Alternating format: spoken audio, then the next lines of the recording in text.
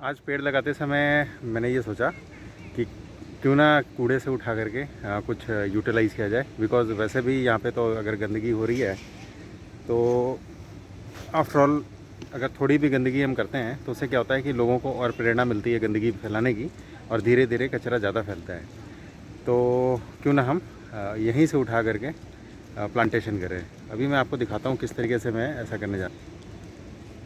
ये है प्लूमेरिया ऑब्टुसा की कटिंग, जिसको यहाँ पे फेंका गया है। ट्रिमिंग ज़रूरी होती है इन पेड़ों की कई बार, बिकॉज़ अगर आप सोसाइटी में लगा रहे हैं तो वहाँ पे बहुत ज़्यादा फैल जाता है, जिसके कारण कई बार ख़तरा होता है कि चोट लग जाए या फिर टहनी टूट के गिर जाए तो गाड़ियों पे या बच्चों को चोट लग सकती है। तो लोग इसकी ट्रिमिंग करते हैं साल में एक बार। तो ट्रिमिंग करने के बाद इसको यहाँ पे डंप किया गया है। तो मैं क्या करूँगा ना, अब जैसे आप देखिए बारीकी से दिखाता हूँ। यहाँ पे रूट सिस्टम डेवलप हो रहा है, उसी तरीके से इस तरफ भी। और अगर नहीं भी है तो सिंपली अगर इसको लगा दिया जाए ना तो यहाँ पे रूट सिस्टम डेवलप हो जाता है महीने 2 महीने में। पानी की बहुत कम रिक्वायरमेंट होती है और ये बहुत बढ़िया पेड़ तैयार हो जाता है। इसी तरीके का प्रयोग मैंने पहले भी किया है और अब देख रहा हूँ कि वहाँ पे फूल आ गए हैं। देखिए ये बछिया आई है अरे कुछ नहीं है, सॉरी, खाना नहीं लाया तुम लोगों के लिए। गुड, बहुत सुंदर। तो ये हम करने जा रहे हैं आज। तो इसके लिए ये मेरा कटर है। I will use this cutter to cut these branches into small parts, जो कि सूटेबल होंगे कैरी करने के लिए भी और लगाने के लिए भी, क्योंकि ये बहुत भारी भी हैं। वाटर कंटेंट बहुत होता है इनमें, तभी इनमें पानी देने की रिक्वायरमेंट बहुत कम पड़ती है। तो ये कटिंग्स मैंने ले लिए हैं। इसमें इम्पॉर्टेंट ये होता है कि अगर हम कोई भी टहनी लगा रहे हैं तो उसमें से पत्ते निकाल दें, क्योंकि अभी तो इस प्लांट के पास रूट सिस्टम नहीं है। तो जो वाटर एब्जॉर्प्शन है वो इसमें हो नहीं पाएगा कुछ टाइम तक, जब तक कि रूट सिस्टम डेवलप ना हो जाए। और अगर हम पत्तियां इसमें छोड़ देंगे तो पत्तियों को से परस्पिरेशन होता रहता है लगातार, और उनको वाटर चाहिए होगा उसके लिए। तो वाटर यहाँ से स्टेम से निकलना शुरू हो जाएगा, एक्स्ट्रा वाटर। तो हमने अभी यहाँ पे पत्तियाँ हटा दी हैं। इससे एक फ़ायदा और होता है कि ये जो स्टेम है ये अपने आप में रूट सिस्टम को जल्दी डेवलप करने के लिए ट्रिगर होगा, क्योंकि फिर इसको फोटोसिंथेसिस के लिए लीव्स भी चाहिए। और लीव्स नहीं होने के कारण इसके अंदर जो रीजनरेशन की जो टेंडेंसी है, कैपेसिटी है, वो एक्टिव हो जाएगी, तेज़ी से एक्टिव होगी। तो इस तरीके से मैंने ये टहनियाँ इकट्ठा कर ली हैं और इनको मैं अब वहाँ पे ले जा करके साइट पे लगा दूंगा। वहाँ पे ऑलरेडी हमने कुछ पिछले साल पौधे लगाए थे, जिनमें अब फूल आने लग गए हैं 1 साल के अंदर अंदर। तो इससे मुझे काफ़ी उत्साह मिला कि नहीं, इस तरीके से भी प्लांटेशन किया जाता है। इसके बाद अगर हम ओपन में लगा रहे हैं तो गाय और जो बकरी है, जो नॉर्मली यहाँ पे चारा खाने आती हैं, वो नहीं इसको डिस्टर्ब करती हैं, इसके पत्तियों को वो नहीं पसंद करती हैं।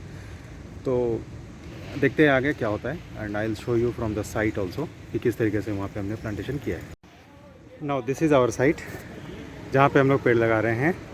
ये खूबसूरती इसकी ये है कि यहाँ पे एक ड्रेनेज है जो सालों भर यहाँ पे पानी रहता है, जिससे तो इनको पानी देने में दिक्कत नहीं आएगी।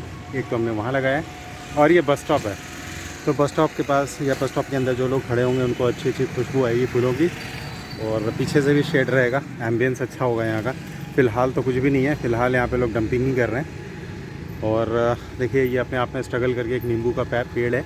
इसके अंदर लोगों को भी ज़्यादा पता नहीं है, तो नींबू 2-4 लगे हुए हैं, तो we will take benefit of it. और इस तरीके से हम आज यहाँ पे प्लांटेशन कर रहे हैं। And today's plantation is dedicated to miss Saumya Verma on her birthday. तो ये एरिया फूलों से गुलजार होने वाला है कुछ टाइम में। हाँ, मैंने आपको इस वीडियो में पहले भी बताया था कि हमने प्लांटेशन जो की थी उसका रिज़ल्ट आपको दिखाता हूँ। लास्ट ईयर मैंने और मेरी बेटी ने लगाया था, गुनगुन ने।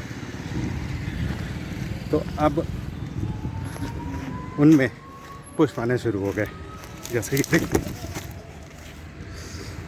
ये देखिए, आते समय मुझे चोट लगी है थोड़ी, ये देखिए।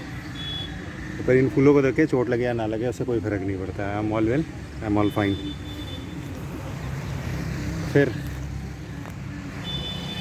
फ़िलहाल इसमें पत्तियाँ आ गई हैं, फूल भी आएंगे। वैसे ही यहाँ पे है, लुक एट दिस। ये सब ऐसे ही लगाए गए थे, जस्ट टहनियाँ हमने लगाई थी, जैसे यहाँ पे अभी भाई साहब लगा रहे हैं। इन टहनियों में कुछ टाइम के बाद पत्ती आएंगे और फूल भी आएंगे। तो this is our plantation today. यहाँ पे हम इसको भरेंगे, मैं दिखाऊंगा जब हम पूरा एरिया कवर कर लेंगे, उसके बाद आपको पिक्चर दिखाऊंगा उसका। So with this total 9 such stems we have planted है। ये एरिया है दीप गंगा अपार्टमेंट के पास, और जो बस स्टॉप बन रहा है यहाँ पे नगर निगम बना रही है, उसी के साथ साथ लगाया है ताकि यहाँ का एम्बियंस अच्छा हो जाए, मिट्टी की क्वालिटी अच्छी हो जाए।